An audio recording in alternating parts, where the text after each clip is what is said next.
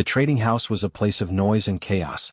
Merchants shouted over one another, their voices bouncing off the stone walls like rocks thrown into a canyon. The air smelled like dust, sweat, and something bitter that nobody wanted to name. Kale stood in the middle of it all, caged behind iron bars that had become her whole world. She was a dragon, but you wouldn't know it from looking at her anymore. Her scales, which had once shimmered like emeralds in sunlight, were now dull and cracked. Some were missing entirely, leaving raw patches underneath. Her wings hung limp against her sides, bent in ways that made it clear she hadn't stretched them in years. Her eyes, though, her eyes still held something. A flicker of what she used to be. But that flicker was fading fast. The breeders didn't care about her eyes. They didn't care about anything except one thing: babies. Dragon babies meant money. Lots of money. Kale had been brought to this breeding facility when she was younger, stronger, full of hope. The breeders had grand plans for her. They'd spend months trying to pair her with the strongest males in their collection. They'd given her special food, special treatment, special everything. But nothing worked. Year after year nothing happened. Then came the day when the head breeder looked at her and shrugged. That shrug meant everything changed. If she couldn't make babies, she was useless. Worse than useless. She was just another mouth to feed, another dragon taking up space that could go to something more profitable. So they'd thrown her into the auction pen with the damaged goods. The ones nobody wanted. The ones they hoped to get rid of. The auction was happening right now. Men in fine clothes walked past her cage, barely glancing at her. They poked at the other dragons, asking questions about their genetics, their breeding history, their potential. Nobody asked about Kale. The auctioneer's voice rang out, rattling off facts and prices for dragon after dragon. When he got to her, he went through it quickly. Female dragon, approximately 40 years old, previously used for breeding purposes, now available for labor or other uses. We'll start the bidding at 500 silver coins. 500 silver coins. That was an insult. A healthy breeding dragon could bring 5,000. Kale knew this because she'd heard the auctioneer talk about the others. She felt something twist inside her chest. Something that might have been shame if she still had the energy to feel it properly. The silence that followed was almost worse than the noise. Nobody raised their hand. Nobody seemed interested. The auctioneer tried again, lowering the price. 400 coins.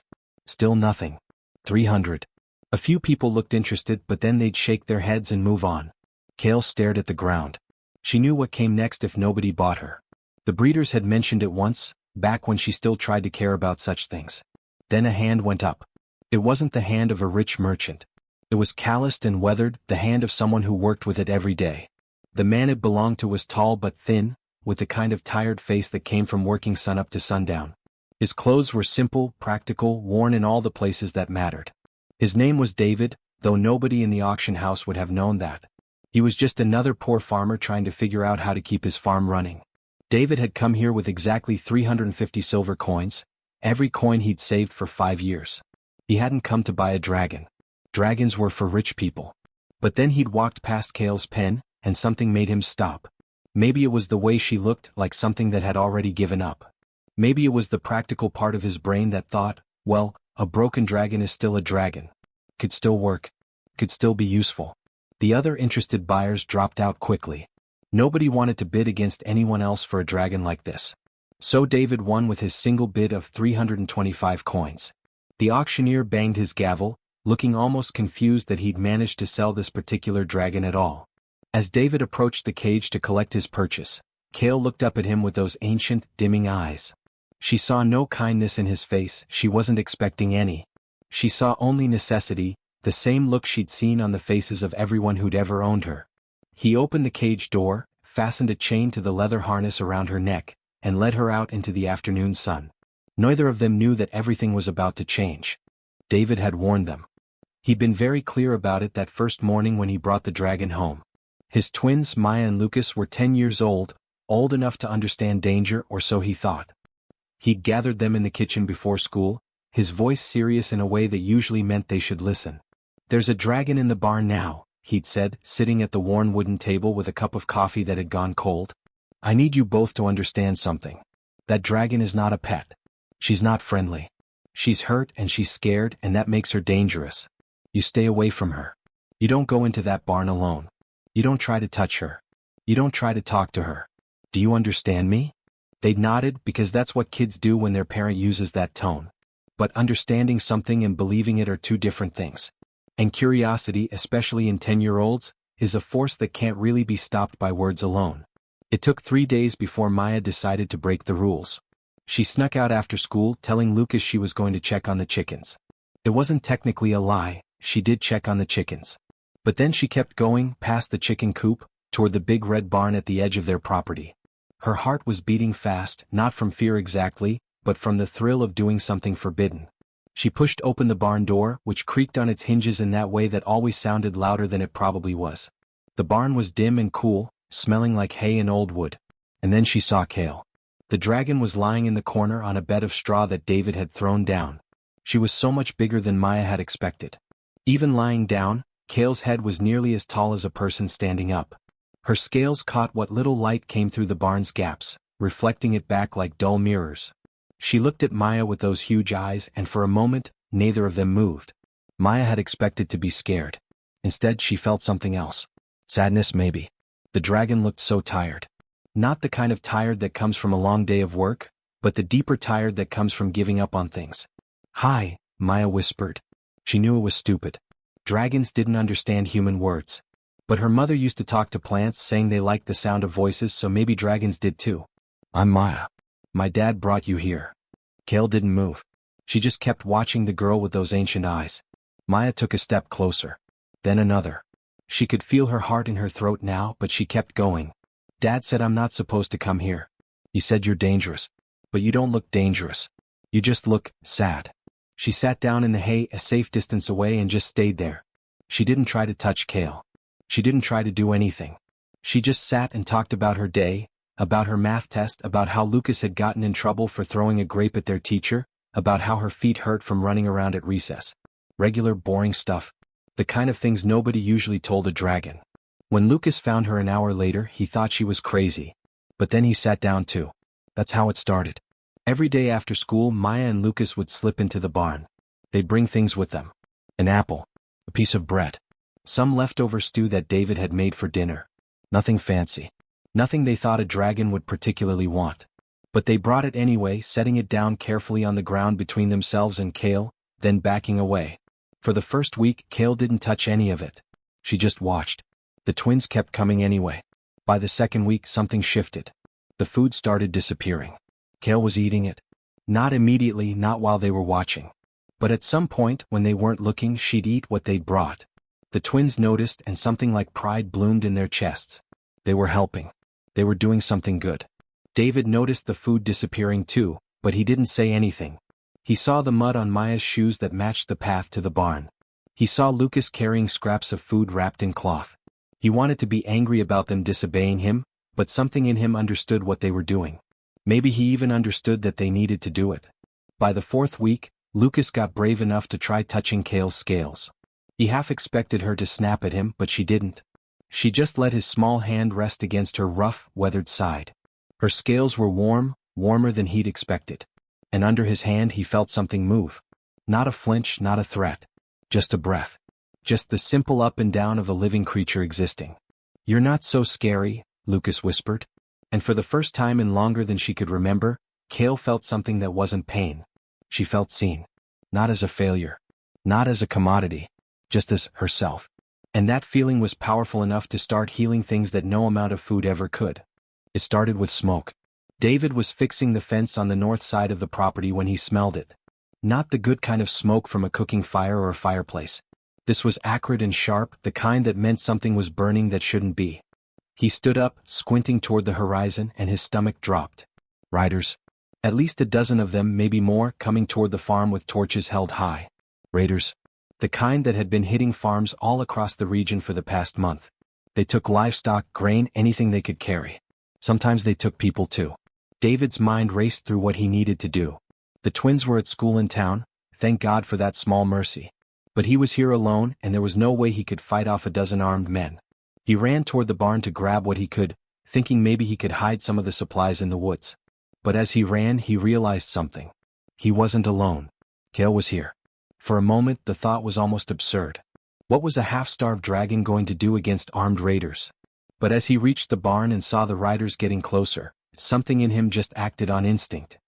He ran to Kale, undid the chain that still tethered her, a habit he'd never quite broken, though she could have broken free any time she wanted, and he looked directly into her eyes.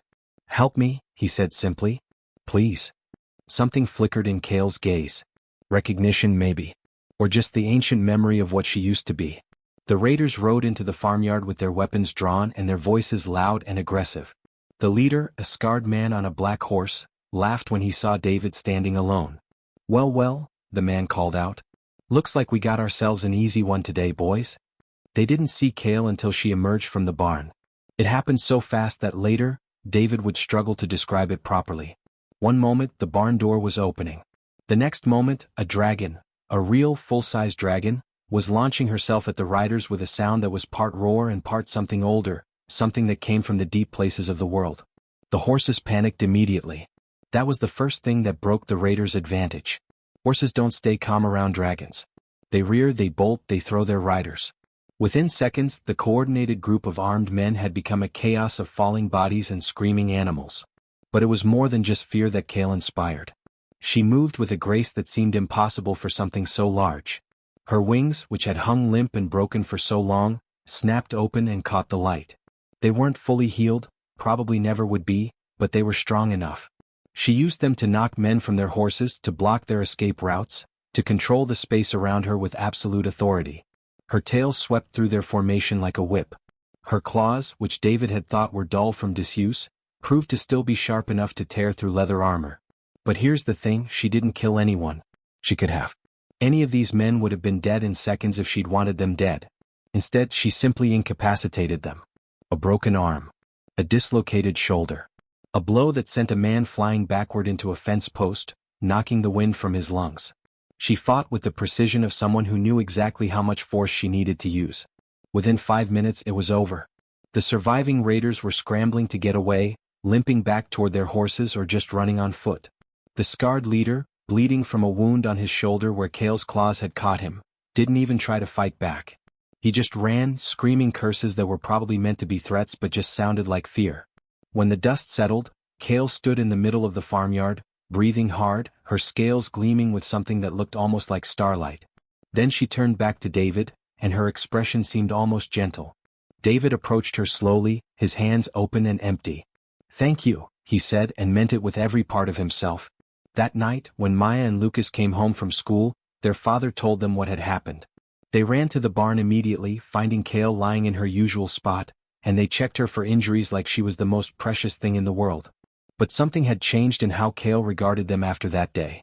It was as if defending the farm, defending them, had awakened something that the years of captivity hadn't been able to kill completely. Over the next weeks and months she began to teach them. It started simply. Lucas would ask her a question about dragons, something he'd been wondering about, and instead of just ignoring him, Kale would respond. Not with words exactly, but with images that formed in their minds. Pictures of ancient mountains where dragons once ruled. Memories of skies filled with dragon wings, of a time when the world was different. Maya started asking about history. About what had changed, how humans and dragons had gone from coexisting to treating dragons like property or pests. Kale would show her things. Moments from her own long life, stories that spanned centuries. She taught them about the old ways, the old honor codes, the reasons why dragons used to be respected instead of hunted. Lucas learned about dragon physiology, about why certain scales were stronger than others, about the delicate biology that made dragon reproduction so rare and precious. But more importantly, he learned that Kale's inability to have offspring didn't make her less. It made her different. And different, Kale seemed to be saying, was not the same as worthless. David watched his children absorb this knowledge like they were drinking from a well that had been empty their whole lives. He saw them grow taller, not just in body but in understanding. They were learning something that no school could teach them, that value couldn't be measured by the things that society deemed important. That a being's worth was so much more complex than a single metric. When merchants and officials would pass through the region and hear rumors of the dragon on David's farm, they would shake their heads in confusion. A worthless dragon, they'd say. Why would anyone keep a dragon that couldn't breed? But David, Maya, and Lucas knew the truth. Kale wasn't worthless. She was priceless. And they were beginning to understand that the breeders and merchants had never known how to measure her real value at all. The officials arrived on a Tuesday morning, just as David was heading out to check on the crops. There were 3 of them, riding horses with the kind of expensive gear that immediately told you they didn't work for a living. They had papers in their hands and expressions that suggested they'd already made up their minds about whatever they were here to do. The leader was a tall man with a gray beard and a uniform that marked him as some kind of government inspector. His name was Aldrich, though he didn't bother introducing himself properly. He just rode straight up to David and held out the papers without dismounting. "David Harper?" the man asked, though it clearly wasn't really a question. "Yes," David said, keeping his voice steady even though something in his chest was already tightening. "We're here about the dragon. According to our records, you purchased a breeding dragon at the merchant's auction 7 months ago. That dragon is registered property of the crown, and you are required to return her immediately. You have no legal right to possess a creature of that class without the proper breeding license, which you clearly don't have." David looked at the papers but didn't take them. He'd expected this eventually. He'd known it was too good to last. "The dragon is on my property. She's not causing any trouble." "It doesn't matter," said a second official, a woman with sharp eyes and sharper words. "She's registered livestock. It's like saying you can keep a horse that isn't yours just because it's not causing trouble. The law is clear. You either hand her over today, or we have authorization to take her by force. Your choice." The third official said nothing. He just sat on his horse and watched like he was waiting to see what would happen. David felt something hot rise in his throat, anger maybe or desperation. But before he could speak, the barn door opened behind him. Maya and Lucas emerged, moving with a purpose that made David turn around. They were walking toward the officials, and there was something in their bearing that made even the hardened government men sit up a little straighter. "We want to say something," Maya said. Her voice wasn't loud, but it was clear. Steady. She was only 12 years old, but she sounded like someone much older. "Before you take her, we want you to understand what you're actually taking." Aldrich shifted in his saddle, looking almost amused. "Children, you don't have any say in." "Just listen," Lucas interrupted, and the sharpness in his young voice cut through the official's dismissal. "Please." There was something about the way he said it, something that made Aldrich pause. Maybe it was the tone. Maybe it was just that he was curious to see what children would say. He gestured for Maya to continue. Maya took a breath. "That dragon, Kale, she's not just property. She's a person. She thinks and feels and cares. And she saved our farm. A month ago raiders came." Lucas picked up the story, his words tumbling out quickly. "They came to steal from us, probably to hurt us. There were at least a dozen of them, all armed. Our dad couldn't have stopped them. But Kale did. She fought them off without killing anyone. She was exact, precise. She only used as much force as she needed to make them leave." "That's called a defense action," the female official said dryly. "It doesn't change her legal status. But it shows she's not just an animal," Maya pressed on, her eyes fixed on the woman's face. "Animals don't think about how much force to use. They don't make choices like that. She chose to protect us. She chose to be part of our family." David felt his throat tighten. Listening to his daughter speak about Kale like this, with such conviction, such love, it was almost too much. "And she's been teaching us," Lucas added. "Not just lessons from a book but real knowledge. She's shown us about dragon history, about the old world, about things that nobody else knows. She's teaching us to be better, smarter people." The second official rolled her eyes. "This is sentiment, not law. The law is very clear about dragon ownership and licensing." "I'm sorry, but..." "I want to say something too," David said, stepping forward. His voice was rough from emotion, but he didn't care anymore. "I bought that dragon because I was desperate. I thought she was broken, useless. That's what the merchants told me. But they measured her value wrong. They looked at whether she could breed and decided she was worthless. But that's not what makes something valuable." He looked directly at Aldrich, meeting the official's eyes with a steadiness that seemed to surprise the older man. "That dragon came to my farm as something less than alive. The years in that breeding facility had broken her. But my children, they gave her something the breeders never did. They gave her respect. They gave her kindness. They gave her a reason to live again. And in return she became the strongest protector my family could ever have. She's not property to me. She's family. And I don't care what your papers say, I won't give her up." "You understand what you're saying?" the female official asked, her voice taking on a harder edge. "You're refusing a direct order from Crown officials. That's a serious offense." "I understand exactly what I'm saying," David replied calmly. For a long moment nobody spoke. The wind moved through the trees, carrying the smell of growing things, of the farm that David had poured his life into. Behind them, still in the barn, Kale waited. David wondered if she could feel the tension through the ground, through some ancient dragon sense that connected her to the world. Then Aldrich did something unexpected. He lowered his papers and looked at Maya and Lucas for a long moment. The stern expression on his face shifted, just slightly. It was hard to say if it was compassion or just exhaustion, but something in him seemed to waver. "You really care about her," Aldrich said to the children. It wasn't a question. "Yes," Maya said simply. "She's part of our family." Aldrich looked at his colleagues, then back at David. "I need to consider this. This is complicated. The letter of the law and the spirit of the law aren't always the same thing. Give me 3 days. I'll file a report and we'll see what the Crown decides." It wasn't a victory, not exactly. But it wasn't defeat either. And as the officials rode away, David felt something like hope kindle in his chest for the first time since they'd arrived. The letter arrived on a morning that seemed ordinary in every way. David was mending a fence. Maya and Lucas were at school. Kale was resting in her favorite spot behind the barn, where the afternoon sun warmed her scales. Nothing about the day suggested that everything was about to change. But when David opened that letter, his hands started shaking. The Crown had granted Kale legal personhood. Not just a temporary reprieve, not just a special exception for one dragon. Actual, permanent legal status as a thinking being with rights and freedoms. It was unprecedented. In all of recorded history, no dragon had ever been granted this. Kale wasn't property anymore. She was a person. When Maya and Lucas came home from school, David gathered them together and read the letter aloud. He watched their faces light up with understanding, watched them embrace each other with the kind of pure joy that only comes when something you thought was impossible suddenly becomes real. That night, they went to Kale together.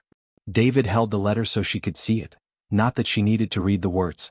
She could feel the significance in their emotions, in the shift of something fundamental in the air around them.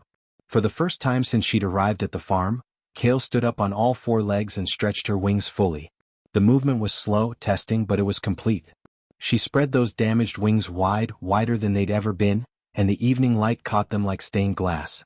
But here's what mattered most. When the legal documents came through, when representatives from the Crown came to finalize everything, Kale didn't leave. She could have. She was free now. She could have gone anywhere, done anything. Could have sought out other dragons, could have traveled to the wild places where her kind still roamed free. Nobody would have stopped her. But she didn't. She chose to stay on the farm with David, Maya, and Lucas. "Why?" one of the Crown representatives asked, genuinely confused. "You're free now. You don't have to stay here." Kale looked at the man, then at Maya, then at Lucas, then at David. And in that moment, her answer was obvious without her having to say a word. She stayed because this was home. She stayed because these people loved her and she loved them back. But Kale's freedom meant more than just her personal happiness. It became a catalyst for change. Within a year, other dragons began appearing at the farm. Not to stay necessarily, but to meet Kale. Word had spread through the underground networks where dragons communicated, networks that humans didn't even know existed. A dragon had become free. A dragon was living with humans not as a servant but as an equal. It was revolutionary. Maya and Lucas, now teenagers, found themselves at the center of something extraordinary. They started documenting Kale's story, writing it down, sharing it with anyone who would listen. They gave speeches at schools. They wrote letters to government officials. They became the bridge between human and dragon worlds, translating not just language but understanding. By the time they reached adulthood, both of them had entered politics. It wasn't a glamorous path and it certainly wasn't easy. But they were driven by something that most politicians never had. They'd lived the solution. They'd seen with their own eyes that dragons and humans could coexist, could respect each other, could even love each other. Maya, now a councilwoman, championed the first bill that reformed dragon ownership laws across the entire region. It was called the Freedom Act, and it fundamentally changed how dragons were treated. No more breeding facilities. No more treating dragons as simple property. Instead, dragons would have to be classified based on their individual abilities and personalities, just like humans were. Lucas went a different direction. He became an educator, working specifically to change how dragon biology was taught in schools. He wanted children to understand that a dragon's value couldn't be measured by a single metric. He developed curriculum that taught about dragon intelligence, dragon culture, dragon society, things that had been completely ignored before. "My sister and I had the advantage of learning from a dragon directly," he'd say in his lectures. "But every child should have access to that knowledge. Every child should grow up understanding that these are intelligent, complex beings deserving of respect. Back on the farm, Kale became something like a teacher for the new generation of freed dragons. Dragons would come to her, some of them broken like she had been, some of them just curious, and she would help them heal. She didn't just heal their physical wounds, though she did that. She healed the damage that captivity had done to their spirits. There was a young male dragon named Torvin who'd been kept in chains for so long that he couldn't remember what freedom felt like. Kale spent months helping him relearn how to fly, how to hunt, how to simply exist without fear. When Torvin finally left the farm, strong and confident, it felt like witnessing a miracle. There was a female dragon named Sarah who'd gone through the breeding programs, just like Kale had. She'd become so broken by her repeated failures to conceive that she'd given up on living altogether. But Kale showed her that there were other ways to have purpose, other ways to create a legacy that didn't require offspring. "Look at me," Kale seemed to tell her through their shared dragon understanding. "I couldn't have babies, but I have a family. I have a purpose. I have love. That's worth more than anything the breeders ever promised." Years passed. Decades even. David grew older, his hair turning white, his movements becoming slower. But he watched with pride as his children became leaders, as they changed laws, as they shaped a world where dragons weren't just tolerated, but actually valued for who they were as individuals. When David died at the age of 73, surrounded by his family and by Kale, it felt like the closing of one chapter and the opening of another. Maya and Lucas grieved, but they also understood that their father's greatest legacy wasn't the farm. It was how he'd opened his heart to a broken dragon, and in doing so, had changed the entire world. Kale lived for another 40 years after that, long enough to see the second generation of freed dragons flourishing. Long enough to see her influence ripple out in ways she never could have imagined. The laws that Maya and Lucas had fought for became the standard across multiple kingdoms. Other dragons found freedom. Other humans learned to see dragons as more than just property or beast. And it all started because one desperate farmer bought a dragon that everyone else had decided was worthless. In the history books that Lucas eventually wrote, in the monuments that Maya had erected, the message was always the same. Value isn't determined by what a being can produce. It's determined by what they can become when given love, respect, and freedom. Kale's inability to have offspring had once seemed like her greatest failure. But it turned out to be the making of her, and through her, the transformation of an entire world. She'd come to the farm as a broken creature, deemed useless by a system that measured everything by profit and reproduction. She left a legacy of love, justice, and the quiet revolution that comes when someone believes in another being's worth, even when the whole world says they're worthless. And that, in the end, was everything.